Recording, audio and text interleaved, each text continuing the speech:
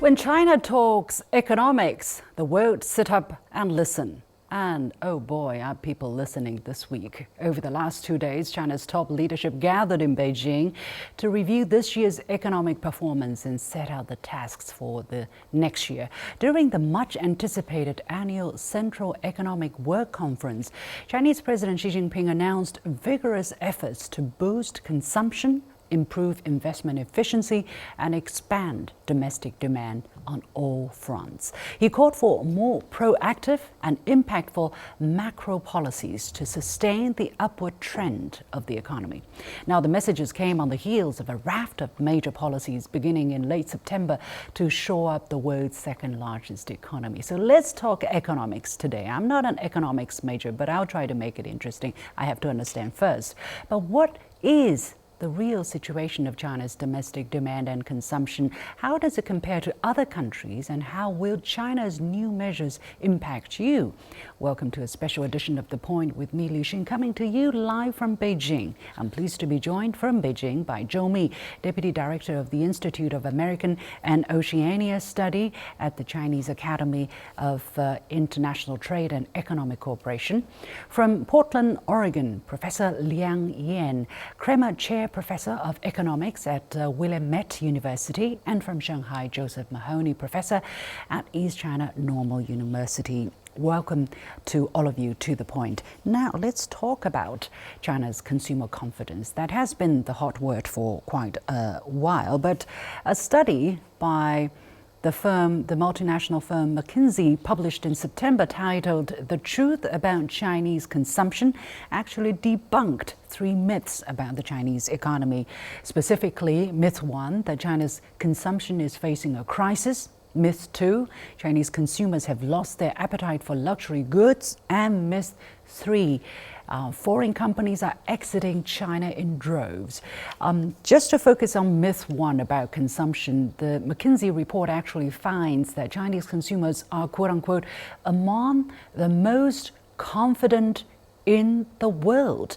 59% of Chinese consumers view the economy optimistically, compared with just 40% of American consumers, 30% in the UK, and 13% of Japanese consumers. I want to start with Mr. Zhou. Exactly what is the truth about Chinese consumer confidence, looking from this international perspective?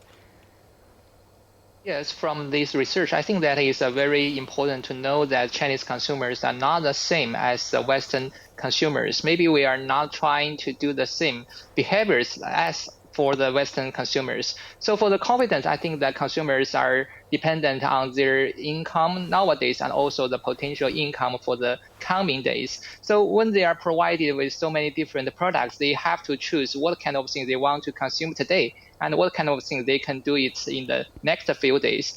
Actually, I just visited Canada in the last month, and I visited to buy, to trying to look at some luxury products, as you mentioned, but I don't think that many of our companies are really interested in buying them, not only because they are very expensive, but also I think that there are so many similar functions products here in China, so we can have a lot of choices.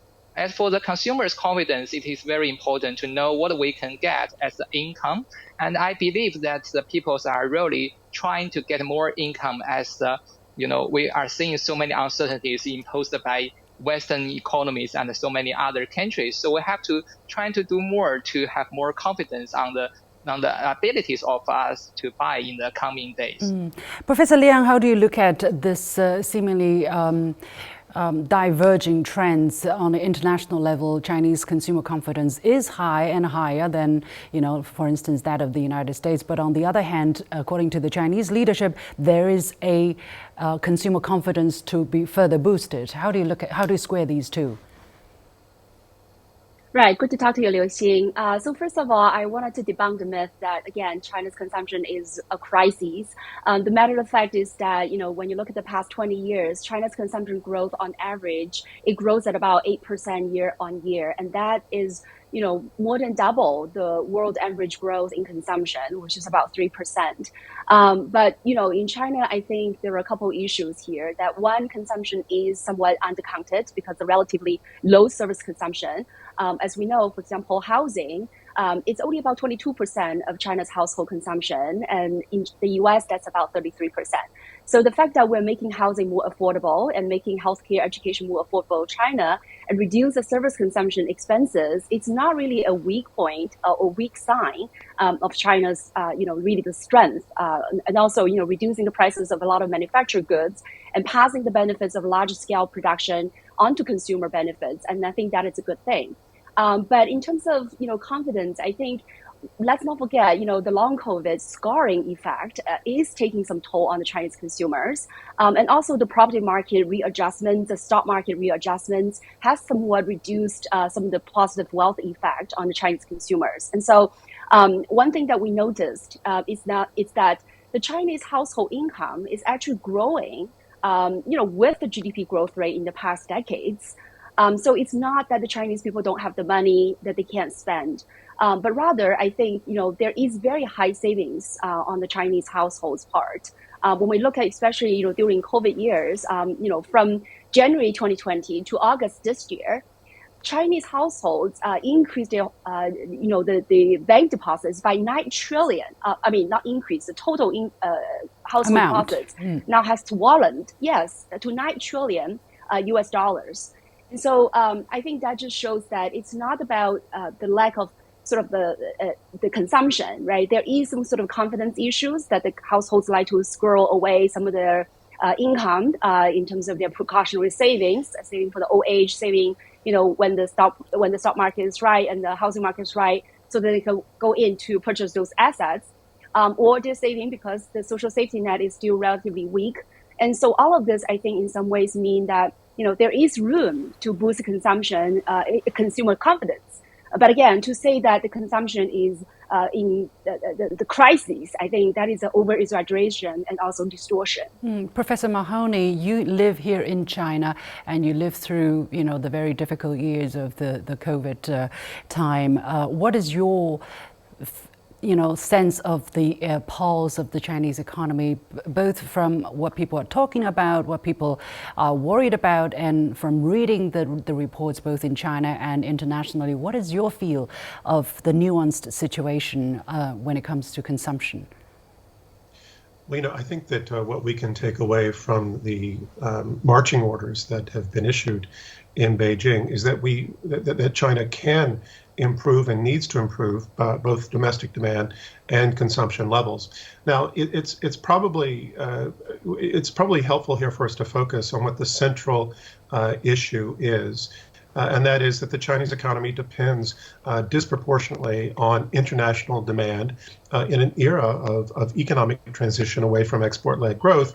And if we had higher domestic consumption levels, then this might not only improve the quality of life for our more Chinese people, it might also make China's economic growth rates less vulnerable to international demand, which, as we've seen, can wax and wane depending on geopolitical and global economic factors, as well as black swan events like the pandemic. So I concur with you that it's probably wrong to promote the idea that there's some sort of gross problem in terms of Chinese consumer confidence or even domestic demand. It's simply that we're in an era where we need to see domestic consumption, domestic demand picking up some of the slack to make China less vulnerable to the sorts of problems that it's encountered in recent years. Again, not just the pandemic, but what we've seen in terms of the trade war and the other challenges being advanced by Washington, and that might intensify once again with a new president in Washington.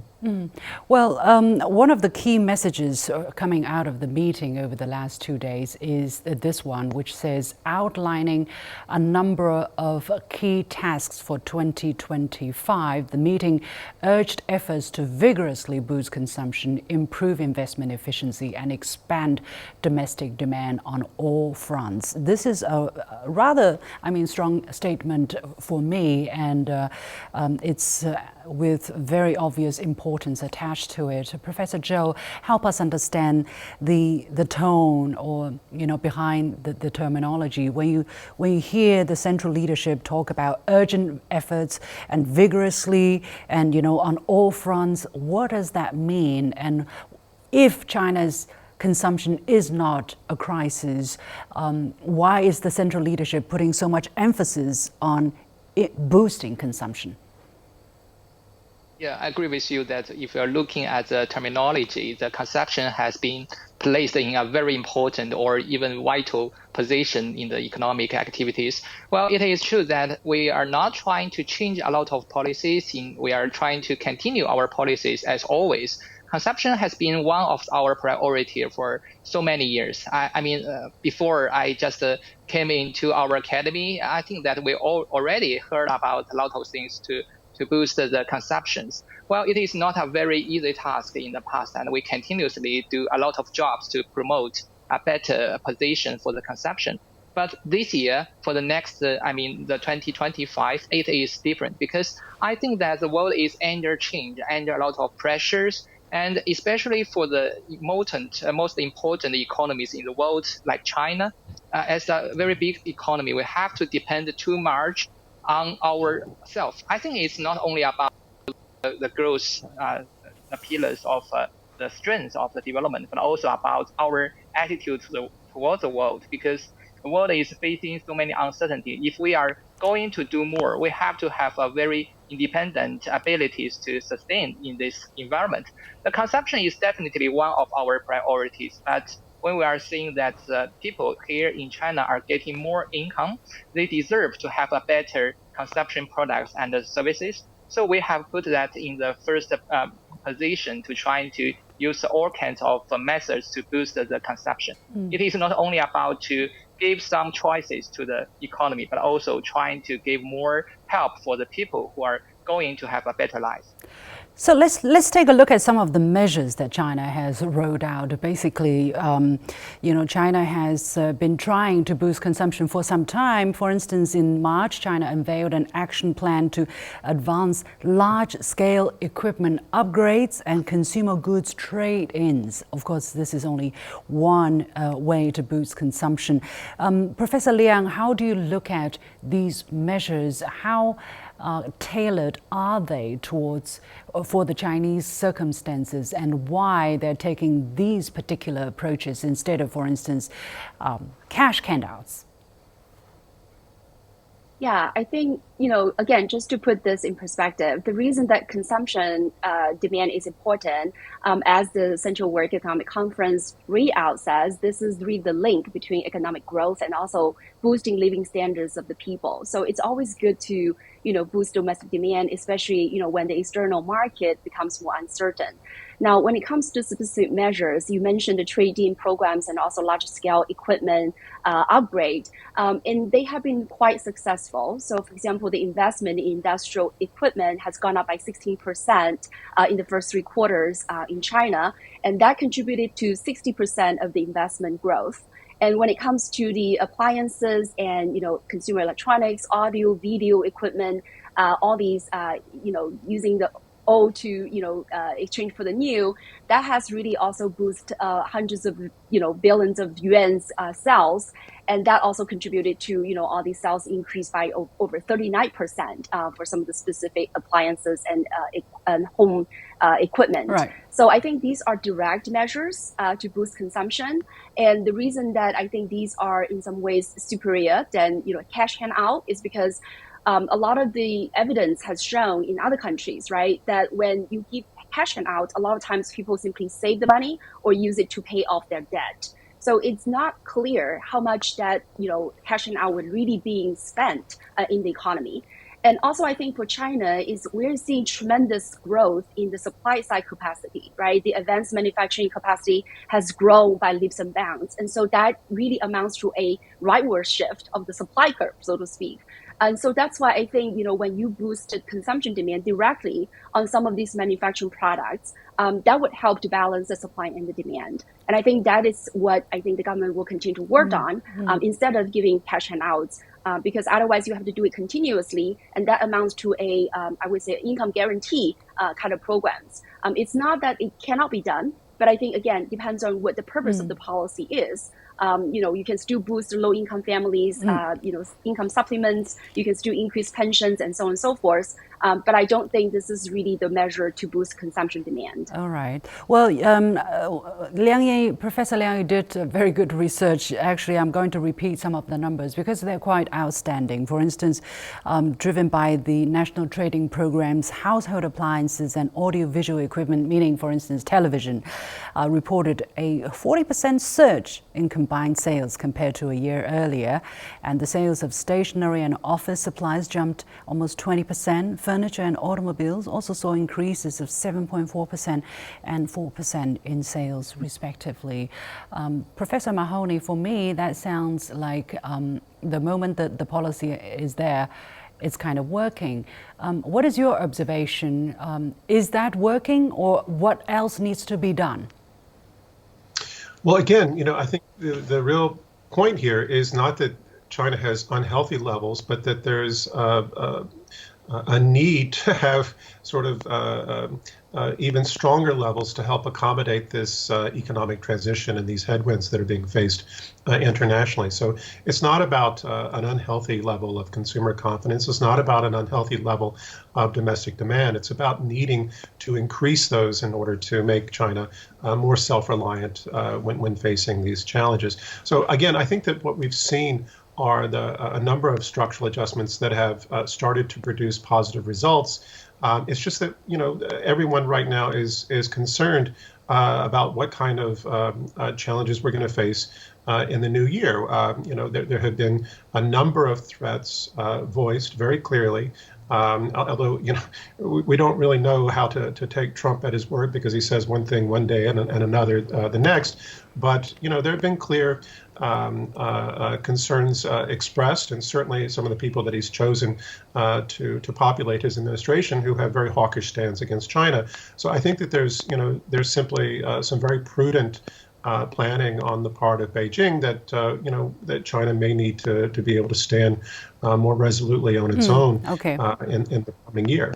Okay, I get your point. Professor Zhou, do you agree with Professor Mahoney in that this is the broad context of the sets of measures China is rolling out pretty much to prepare for the future full of uncertainty? Or China really does see, because of the past few years of multiple factors, that there is a dip in consumer confidence, which must be shored up? Because although there is no, crisis in terms of consumer confidence, there has been a major market dip in consumer confidence compared to China's past record.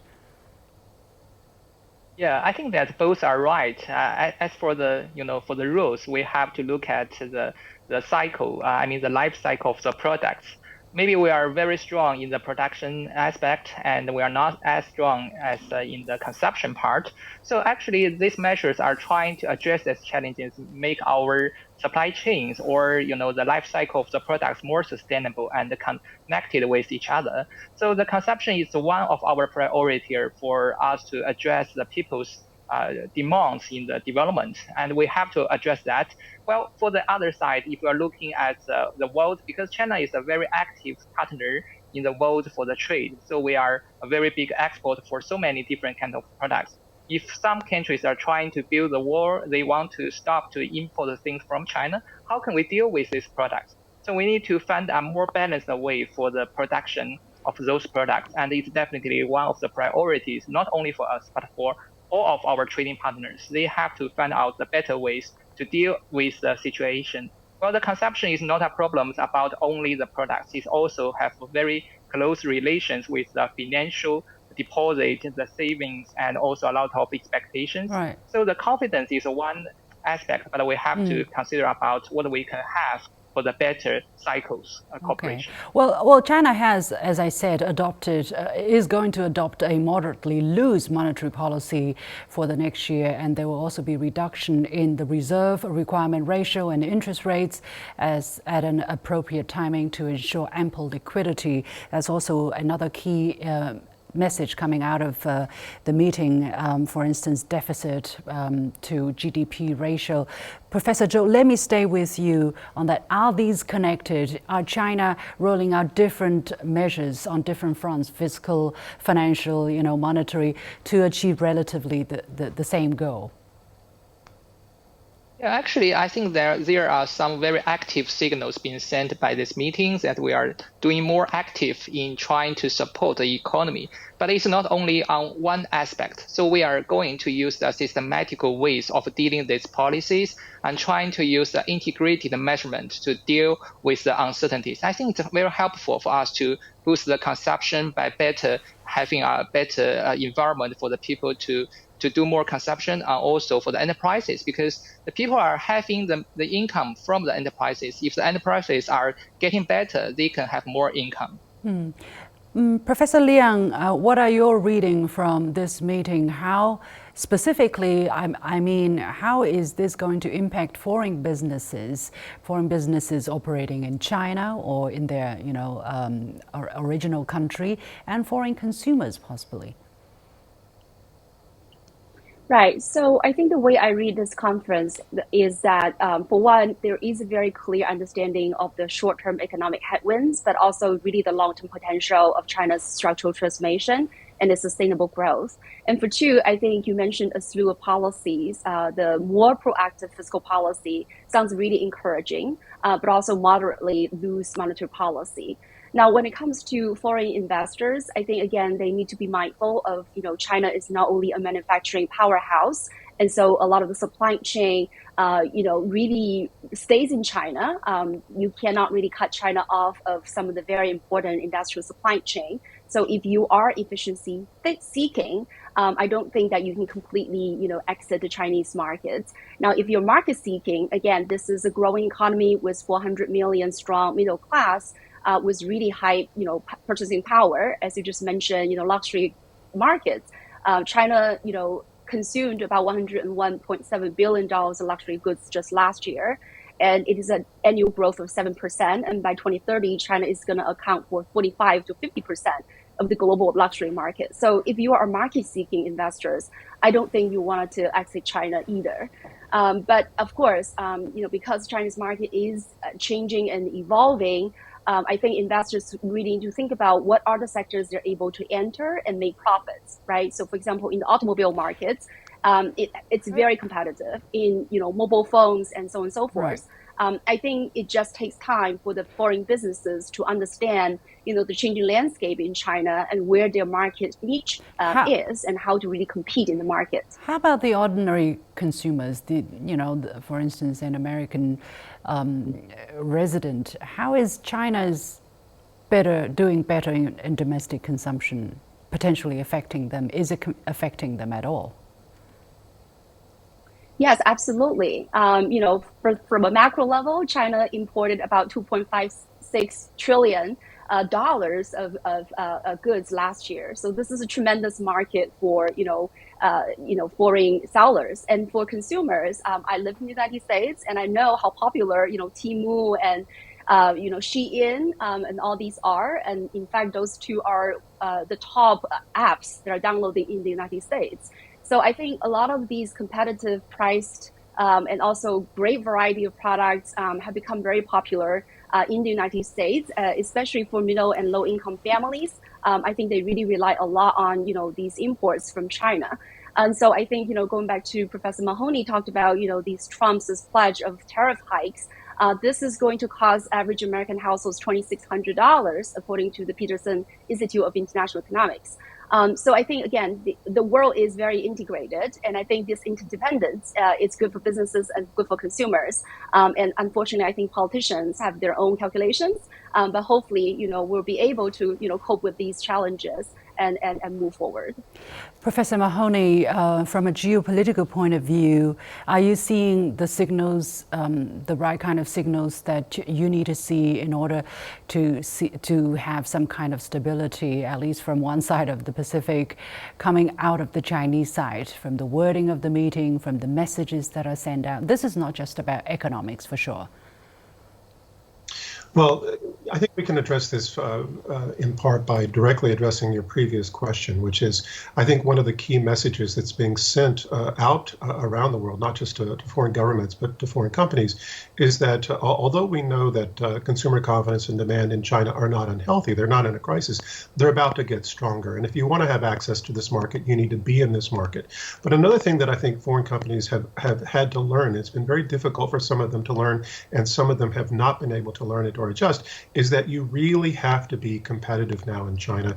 I think one of the reasons that we've seen some firms leaving China is not because they're finding a cheaper labor market elsewhere, but because they're just not able to compete with other foreign firms or with Chinese firms that are operating in this market now. This market is very sophisticated. Chinese consumers are increasingly sophisticated. And if you want to be here and earn some of their money, you have to really be part of the game. So, these foreign firms, they need to step up their own game, and they need to pressure their own governments not to take aggressive positions that might freeze them out of part of the Chinese pie. Mr. Zhou, what should foreign businesses look for? If you are a foreign viewer and you have been steeped in getting information from the international media, you would be asking questions about whether foreign businesses will be treated equally as their Chinese counterparts in the effort of China to boost domestic demand and consumption. How will foreign businesses and foreign competitors be treated? Can we get some kind of guarantees on that front? Yeah, I think that's examples we observed yesterday that we saw the Cybertruck has get the permission to be sold in China. So actually, even the Tesla is getting a very fair treatment in Chinese market. From the terminology of this meeting, I think that it's very clear that we want to stabilize the foreign investment. So we are trying to provide them with a better treatment. It's not only about the different treatment compared with Chinese own companies, but also have a fair competition environment. As we have discussed, that Chinese companies are very competitive and they are really wanting to go into the upside of the competition. So if the foreign companies want to be here, yes, it is okay, but we have to learn how can we compete in a fair position and trying to look at the different and also some very special market that we can try to do. So actually, China market is very big, and we are in the stage of urbanization. We have so many areas to develop, not only for the developed areas in China, but so many other areas. So we have so many different demands. The problem is how can we provide the better trade, better goods and services to them in which way? So there are so many potentials. We have to have more confidence. And that confidence seems to be shared by global consultancy. For instance, this joint study of the global consultancy Bain and Company and market research firm Kantar World Panel finds that China's consumer market, stuck in a deflationary spiral, is poised to stage a recovery next year, buoyed by Beijing's proactive fiscal policies and distribution of retail vouchers by local governments. That's according to the joint study. And this forecast was made just one day after China announced it will shift its monetary policy from prudent to moderate loose. Let's keep a close watch on the situation and see whether the market reacts, whether consumers react positively to these signals and the actual measures that will come out. Many thanks to my guests, Mr. Zhou Mi, who is Deputy Director of the Institute of American and Oceania Study at the Chinese Academy of International Trade and Economic Cooperation, Professor Liang, Kremer Chair Professor of Economics at Willamette University in the United States, and Josef Mahoney, Professor at East China Normal University, joining us from Shanghai. With that, we come to the end of this special edition of The Point with me, Liu Xin. As always, you can follow me on Facebook and X using the handle Liu Xin in Beijing. On behalf of the whole team, thank you for watching. You've got The Point.